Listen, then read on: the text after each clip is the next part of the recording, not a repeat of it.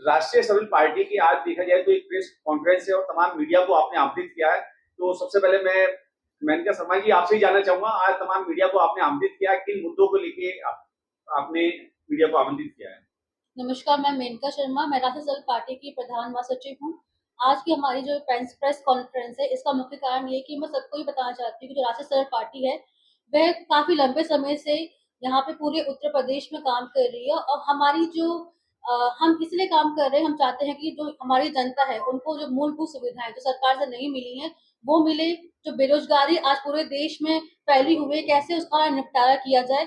इसी के साथ जो भ्रष्टाचार, छोटे लेवल पे जो भ्रष्टाचार, मिड लेवल पे जो भ्रष्टाचार फैलता जा रहा है, जो सरकार के किसी भी अधिकारी की नज़र में नहीं आ रहा है।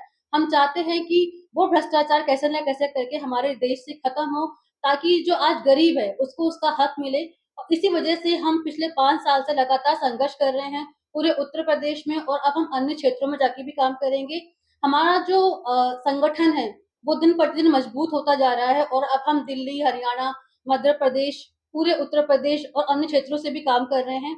तो मैं बस यही कहना चाहूँगी कि आज हमारा संगठन बढ़ता जा रहा है और हम जो मूलभूत सुविधाएँ हैं, उनके लिए कहीं न कहीं हम लड़ाई कर रहे हैं और हम चाहते हैं कि जो जनता है, उनको उचित शिक्षा और उचित चिकित्सा की जो सुविधा है, वो प्राप्त हो।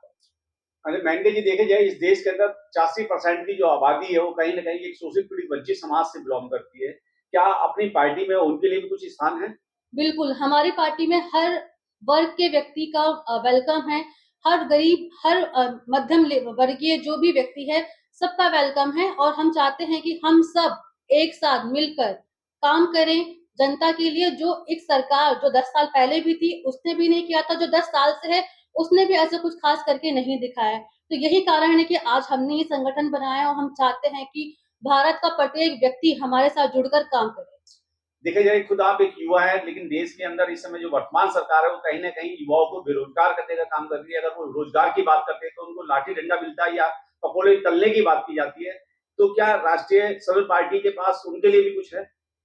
देखिए, हमने अपने डिफरेंट डिफरेंट विंग्स बनाए हैं, चाहे वो शिक्षा के हों, चाहे चिकित्सा के हों, एम्प्लॉयमेंट के हों, और हम सभी लोगों से ये कहते हैं कि हम कोशिश करेंगे, कल को अगर हम सत्ता में आते हैं या हमारा संगठन और बड़ा मजबूत होता है, तो हम रोजगार के लिए जो आवाज हम उठा रहे हैं कि रोजगार मिलना तो हर एक व्यक्ति का राइट बनता है। देखिए, आज सरकार बेशक फ्री में राशन बांट रही है, लेकिन फ्री में आप कब तक बांटेंगे?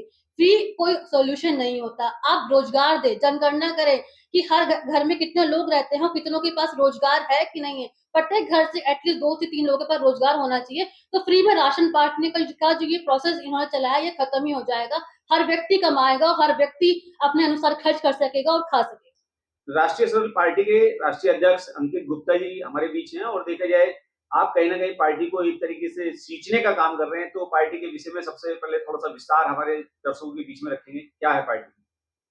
देखो, ये पार्टी हमने करीब 4 वर्ष पहले ये कार्य में पार्टी ने मैं एक सामाजिक संगठन बोलूँगा, हमने शुरुआत करी थी। तो मुख्य हमारी विचारधारा यही है कि हमने जो पीड़ित लोगों को देखा, जैसे कि आप देखोगे लोगों को चिकित्सा वगैरह जैसे हमने गाज़ियाबाद में शुरू करी तो यहाँ पे प्रॉपर कोरोना के टाइम पे वेंटिलेटर्स वगैरह ये सब उपलब्ध ना होना और सही चिकित्सा ना मिलना, सरकारी अस्पताल से लेके प्राइवेट अस्पतालों तक की धज्जियाँ उड़ गई थी उस समय पे। तो ये कहीं न कहीं एक बहुत ही हमारी बड़ी समस्या है देश में, चिकित्सा को लेके। तो उसके लिए कहीं न कहीं एक मैं बहुत चिंतित था शुरू से ही और इसके अलावा हमारे जो बेरोज़गारी है और शिक्षा है, अब कई विदेशों से अगर आप कंपेयर करोगे, मैं कई ऐसे देशों को जानता हूँ जो कि भारत के बाद आज़ाद हुए, लेकिन हमसे कहीं ज़्यादा विकसित है, जैसे सिंगापुर, मलेशिया और भी बहुत सारे ऐसे देश हैं। अगर वहाँ आप व्यवस्था देखोगे शिक्षा की, चिकित्सा की, तो वो हमसे बहुत बेहतर हैं कहीं न कहीं। तो आखिर क्या कारण है कि इतने वर्षों बाद भी आज़ादी के हम विकसित नहीं हो पाए और हमारी शिक्षा, चिकित्सा और हमारी बेरोज़गारी इस स्तर पर है। तो कहीं न कहीं मैं इसका मुख्य कारण राजनीति को मानता हूँ। हमारी जो राजनीति रही है वो विकास पे जो ध्यान दिया है, जितना ध्यान देना चाहिए था उतना ध्यान नहीं दिया गया है।